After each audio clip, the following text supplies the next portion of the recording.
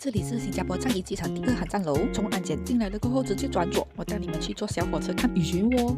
Hello everybody， 为什么我会做这个视频呢？因为有些人打算回去前要看一下瀑布，但是你进了安检过后发现原来瀑布在外面，那就没办法啦，你必须从小火车里面看。没有发现我就一直直走，没错，就是要一直直走。来，我打快一下。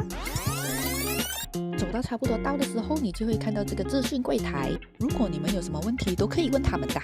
OK， 我们继续走。OK， 走到这里你就看到左边有一条路，转进去就差不多到了。小火车有左右两边，右边的是去第1航站楼，而我们要去的是左边的第3航站楼。上了小火车过后，记得要靠火车前进的左边手，然后你就可以拿起手机准备拍摄啦，或者慢慢观赏也行。